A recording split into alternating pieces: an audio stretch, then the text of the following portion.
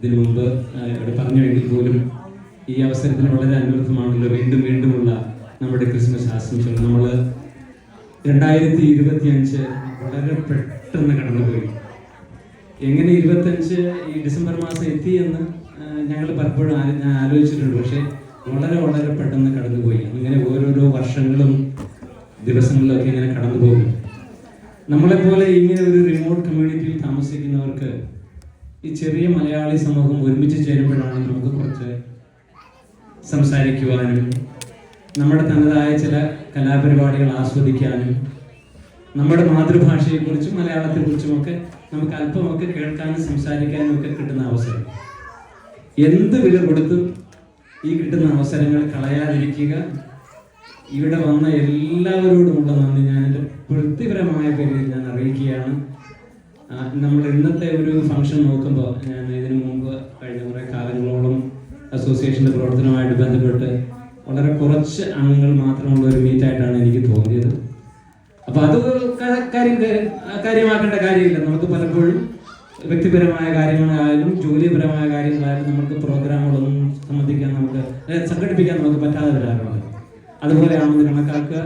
തുടർന്നുള്ള എല്ലാ ഫംഗ്ഷനുകളിലേക്കും എല്ലാ മലയാളികളും നമ്മുടെ സുഹൃത്തുക്കൾ വഴി സംസാരിച്ച് അവരെ വരാൻ മടിച്ചിരിക്കുന്നവരെ തിരിച്ചു കൊണ്ടുവരണം.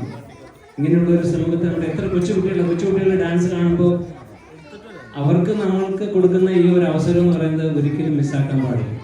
അത് നിങ്ങളോട് എല്ലാവരോടും പ്രത്യേകമായിട്ട് ഞാൻ അഭ്യർത്ഥിക്കുകയാണ്.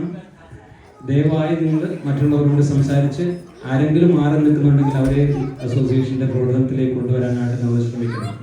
അത് പുതിയതായിട്ടുള്ള ആൾക്കാർ വരുമ്പോൾ അവരെ കൊണ്ടുവരാൻ നമ്മുടെ നിരന്തരമായ ശ്രമങ്ങൾ കൊണ്ട് മാത്രമേ അത് കൊണ്ടുവരാൻ പറ്റത്തുള്ളൂ. നമുക്കൊരു അസോസിയേഷൻ ഉണ്ടെങ്കിൽ അതിനെ പെട്ടെന്ന് ഇല്ലാണ്ടാക്കാൻ വളരെ എളുപ്പമാണ്.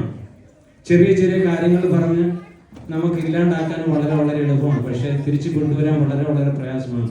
അതാണ് ഫോട്ടോഗ്രയിൽ 28 വർഷങ്ങളോളം ജീവിച്ച ഒരാളാണ്. ഈ വർഷങ്ങളിലെല്ലാം അസോസിയേറ്റ് പ്രവർത്തനമായിട്ട് ഞാൻ ചെറുതായിട്ടെങ്കിലും എന്നെ കൊണ്ടാവുന്ന രീതിയിൽ ഞാൻ സമ്മതിച്ചിട്ടുണ്ട്. അതുകൊണ്ട് നമ്മുടെ കുട്ടികൾ കിട്ടുന്ന അവസരം, എത്ര കുട്ടികളാണ് ഇവിടെ ഇപ്പോൾ കൊച്ചു കുട്ടികളായിട്ടുള്ളത്, അവർക്കൊക്കെ വേദികളിൽ വന്ന് എന്തെങ്കിലുമൊക്കെ പ്രോഗ്രാം അവതരിപ്പിക്കാനും സന്തോഷമായിട്ടിരിക്കാനും നമ്മളുടെ ഒരു കമ്മ്യൂണിറ്റി ആയിട്ട് കൂടാൻ കിട്ടുന്ന അവസരങ്ങളാണ്. എന്ത് വ്യക്തിപരമായ ചെറിയ ചെറിയ കാര്യങ്ങൾ ഉണ്ടെങ്കിൽ പോലും അതിൻ്റെ ഒന്നും പേരിൽ ആരും മാറി നിൽക്കരുത്. അതിൽ നമുക്ക് നഷ്ടപ്പെടുന്ന സന്തോഷം തന്നെ വളരെ വളരെ വലുതാണ്. അപ്പോൾ അത് നഷ്ടപ്പെടുത്താതിരിക്കാൻ ആരും ശ്രമിക്കണം. ഒരിക്കൽ കൂടെ വീണ്ടും ഞാൻ അഭ്യർത്ഥിക്കുകയാണ്, ദയവായി നിങ്ങൾ മറ്റുള്ളവരോട് സംസാരിച്ച് മറ്റുള്ളവരോട് എല്ലാവരെയും അസോസിയേഷൻ്റെ ഫംഗ്ഷനിലേക്ക് കൊണ്ടുവരാനായിട്ട് നമ്മൾ വ്യക്തിപരമായിട്ട് ശ്രമിക്കണം. ഞാനും ശ്രമിക്കും, തീർച്ചയായിട്ടും ഞാൻ ശ്രമിക്കുന്നതായിരിക്കും. ഞാൻ 5 പേരെങ്കിലും ഞാൻ വിളിക്കും. ഇന്ന് വരാത്തവരുടെ 5-6 പേരുടെ പേര് ഞാൻ എഴുതിയെടുത്തിട്ടുണ്ട്. I will talk to them. I will definitely talk to them and ask them why they are not coming. If they are in Fort McMurray, they should be coming for this event. അപ്പം അതുകൊണ്ട് നമ്മൾ ദയവായി എല്ലാവരോടും പറയുക, മനസ്സിൽ തട്ടിയിട്ടാണ് ഞാൻ നിങ്ങളോട് ആവശ്യപ്പെടുന്നത്. ദയവായി സംസാരിക്കുക. തീർച്ചയായിട്ടും വരണം. ഇത്രയും പേരെ പോരാ. ഇവിടെ ഏതാണ്ട് 60ഓളം മലയാളി ഫാമിലികളുള്ള ഒരു കമ്മ്യൂണിറ്റിയാണ്. ചിലരൊക്കെ നാട്ടിൽ പോയിട്ടുണ്ട്, അതെനിക്കറിയാം, തീർച്ചയായിട്ടും എനിക്കറിയാം. അത് അവരൊഴിച്ചാൽ മറ്റുള്ളവർ വന്നിരിക്കണം. അത് അവർക്ക് നഷ്ടപ്പെടുന്ന ആ നിമിഷങ്ങളുടെ വില എന്ന് പറയുന്നത് വളരെ വളരെ വലുതാണ്.